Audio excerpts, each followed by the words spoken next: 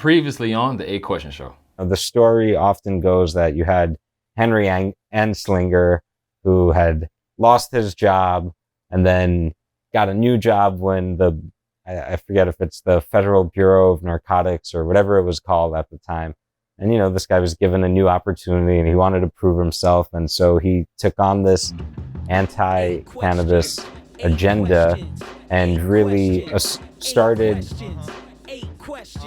a propaganda campaign where they associated marijuana with violence and with immigrants. Can't afford, that's why I'm front line, hand the sword. I do this all for myself, not the cash or no damn award. I need intelligence to craft my bars. I need the medicine that grows effervescent from the hands of God. I need inheritance to slash the odds, create a pipeline to the well while you grasp for straws. 8 questions, 8 questions, 8 questions, 8 questions, 8 questions, 8 questions, 8 questions. Welcome back to the 8 Question Show, where we inject your brains with knowledge by asking the right questions. Okay, Mike, we're going to ask you a question too, from a health perspective. You hear all these things about marijuana, weed, hemp, or whatever you want to call it. Some think is good for you, some think is bad for you, but I'm asking the expert here. So is marijuana good or bad for you? Oh boy. Well, it's great for me. It served me well in my life, and it's certainly a part of my health and wellness routine. This is a tricky question. I love this question because, and this is actually one of the questions I ask my students to debate and research and because funny enough, in the class I taught last semester, I had some students who were not pro cannabis at all. Really? Which was really an interesting experience. They were in it because they want to be in the healthcare field and they figured this is important to know about. Yeah. Which I respect them tremendously for taking that risk. But anyway. No, we would love to hear some of what their rebuttals or what their arguments were about it. I would love to hear about that. So here's the question, right? Is it bad for you? And look, it depends, because there's a lot of different ways to use cannabis or consume cannabis. Okay. Obviously everyone knows you could smoke it or vape it, but you could also eat it, right? There's tincture. Tincture. You could basically make an extraction from the plant. Okay. So it would be like, you soak it in alcohol and eventually that alcohol will absorb, if it's high alcohol content enough, it would absorb the THC and all the different cannabinoids into it. So there's a lot of ways. There's even, there's a rectal suppository, there's nasal spray, there's eye drops, there's a whole variety, there's topicals, there's transdermal patches. There's tons of ways that you could use cannabis, or you could, and then what is cannabis, right? Because usually we're talking about, high THC or whatever, the stuff that gets you high, whatever that is. I don't know what that is. But you could eat hemp seeds. Is that good for you? That's great for you. It's I see. Superfood, plant-based, protein. But I think it's like, is coffee good or bad for you? It depends. Can cannabis be harmful? Absolutely. And I think in the industry, we don't like to talk about that so much. And the truth is, it can be harmful, especially if you're not getting safe quality products, right? There's a lot of ways, the same way your food could have E. coli or whatever, cannabis could have mold, it could have pests, it could have pesticides, it could have heavy metals, and again, I mentioned on the last episode that hemp is a bioaccumulator. It pulls in whatever was in the soil. So if that soil has toxins and heavy metals and whatever, then you probably don't want to be eating or smoking from that plant. Yeah. So, assuming you're dealing with a high quality product, then the next question is really, is the person using it consuming for a specific reason? You know, do they know the appropriate dosage or the appropriate intake, or are they abusing cannabis? You know, because if you're smoking 5-10 blunts a day or hitting the bong every 20 minutes, you know, there's probably some mental health stuff there that you're self-medicating that maybe feels effective, but is it really effective, or are you numbing out with the cannabis? So I think that's really, look, all things considered, it's an extremely safe plant. No one's ever overdose. It's impossible to overdose from cannabis. Like the amount that you would have to consume for it to physically like harm you in that way is pretty much impossible. And I got something for you. Yeah. I have a question. So even if you are abusing cannabis, like even if you are smoking, and I'll admit it, I've been there in my life where I was like smoking way too much pot, way more than I needed, and way more than was for, you know, any intention other than I was a stoner at the, you know, but, and it became a habit. It's certainly habit forming, you know, that is certainly true. That being said, there are also interactions with other drugs, right? Like any other medicine that you would take, you would tell your doctor first, here's my others, you know, so it's not for everyone. Let's be very clear. For some people, it could be dangerous, depending on their other health circumstances. Mike, are there any, so assuming, as you said, you have good quality product,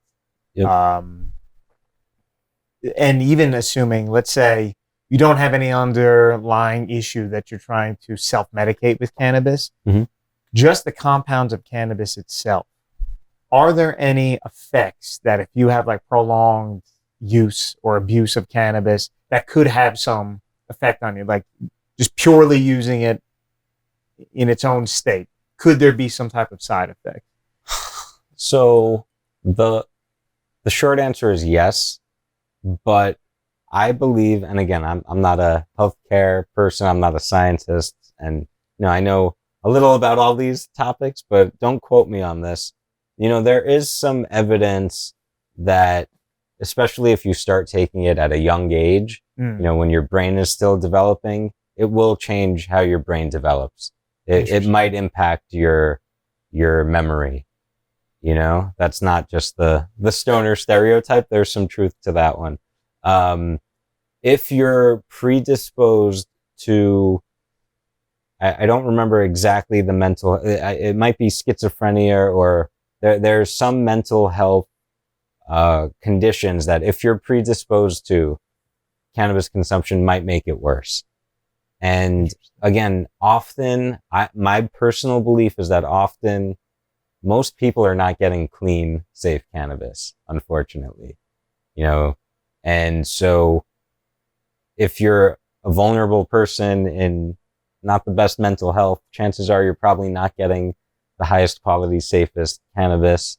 Sure. And so if you're getting something that's, you know, potentially full of chemicals or other agents, then you could have a problem. You know, so it's not without a risk, you know, and it's not harmless, but by and large, it's pretty safe relative to like alcohol, tobacco, hard drugs. You know, I really compare it to I love comparing it to coffee or tea, because to me, it's like, you know, if you're having 10 espressos a day, you're probably going to have some heart problems or something. At some point. Oh, for sure. Yeah, right. yeah. You mentioned earlier about like quality, right? Because like you said, like a lot of people, they may consume weed and it may be their first time experiencing the plant, and they may have had a bad batch for whatever. Like you said, it may have been molded, it may have been grown in the wrong soil. So from a highest quality standpoint, to make sure that you're getting good, clean, pure marijuana, what are the conditions for that? You know, Is it the right? Is it a type of soil? Is a way that you can test the soil? How do you make the highest quality product? Yeah, that's a great question. That's a tough, another tricky question. And I'm sure if you ask, a dozen different award-winning growers, Yeah. they'd all have different answers. But if you keep it really simple, right? It's still just a plant. And so as long as you have good soil and good, and not all cannabis is grown in soil. So I should say a good medium, because, if you're doing hydro, there's no soil. But if you have good inputs and you take care of the plant, it'll be safe. It's only really people that either are cutting corners, don't care, or don't know any better. Mm-hmm. That's when you get into problematic territory where people are, throwing different products or trying different stuff, and they don't really know what they're doing or how to make sure that the end product is safe for consumption. So, it's not super, I know I'm not giving you like a very specific answer here, but generally the plant is safe. Okay. It's kind of like asking what's the best way to grow corn? Some guy in Indiana might suggest one thing, and then some other guy would say another thing. It sounds like. Yeah. But to me, because it's like checks and balances too. Like, because that same corn analogy, I mean, I guess it's a plant, so things can happen. It can start, corn can grow a fungus, and it's like, oh God, Right. let's not eat this corn. But how obvious is Absolutely. that, like on a marijuana plant? Like, is it obvious? It varies. There's some stuff that is really obvious, and there's some stuff that, unless you have a microscope and you're checking and you know what you're checking for, and it's not so obvious. And if you're just the end consumer getting an end product, often You have no idea. You don't even know what to check or how to check or what to, you're just happy to have it. Most people. So pretty much you saying stay away from the gas station weed. Yes, Yeah. absolutely. Yeah. Absolutely. So I feel like Don't get the gas station. stay No, away from the gas no. station. And then the other thing is, so that's just growing the plant, right? You could take a perfectly healthy, good plant, high quality, and then process it. If someone's making edibles or the vape pens or concentrates or any of that stuff, there's still room to mess it up. You know what I mean? Like there's still room to, we had that vape crisis a couple of years ago where people were just making whatever they were making, but they were putting additives in there that were not safe, that were giving people popcorn lungs. So it's not, blame it on the weed. yeah, and it could have been perfectly good cannabis that was in there. Probably not, given the rest of the stuff. But, people, are cutting corners or trying to maximize their profits or whatever without actually caring about the human being at the end of that transaction. And that's when things get dangerous. I feel like at this point we've been mean to cannabis in this episode, talking about all the ways it can go wrong. I want to hear about the research on the aspects that are good for you with this plant. Yeah. So I want to go back a second. I remember you asked me about, is cannabis safe? Are the compounds, like if you just look at the cannabinoids, every mammal has an endocannabinoid system. So our bodies have receptors and create cannabinoids naturally. So, the plant has unique ones that we don't create, but, there's a reason we're receptive to this plant, because we literally have receptors all over our major organs. And one of my fun facts is that mother's milk contains cannabinoids in it. Really? Yeah. So Better make that illegal immediately. That's right. So, those compounds are totally normal, and pretty much every human's consume them from birth. But you asked me another question just now. So basically it's just, we've been pretty hard on cannabis. Oh yes. At What this point. are the benefits? Yeah. Like what are some of the benefits that, ideally ones that have been scientifically shown? Yeah. So, on the medical side of things, again, that's why I brought up the endocannabinoid system. How is it that cannabis could help with all these different diseases and illnesses, whether it's, MS or cancer or concussions or, all these different things that, we have evidence that for traumatic brain injury, for CTE, and this is why the NFL has changed their policy over the last few years, cannabinoids are really good for brain inflammation. And really, yeah, so, CBD, why did that become such a craze? Because why? we know that it's an antioxidant and anti-inflammatory, and it works. So much so that the US government has a patent on CBD as an anti. Really? Yes. How did they get their hands on that? Well, What? Not the government. Yeah. Yep. While at the same time, of course, holding the position that there's no medical benefit. Yeah. So, cannabis has helped. Epilepsy is another good documented one. Migraines, menstrual cramps. I mean, the list goes on. And it's because what the plant really does, what cannabinoids really do, is promote homeostasis. So it restores a sense of balance in your body. And it actually works with, your nervous system, your digestive system, your brain. All these major organs are in some way regulated by the endocannabinoid system. And we've only been studying this stuff with modern science for a couple of decades. So there's a lot more that we don't know than we do know, but it's believed that the endocannabinoid system is actually one of the oldest systems, within our biology. And yeah, so I have a question for you, Mike. Yep. It's is because it's like you have the smoking form, Mhm. and then you have the edible form. Mhm.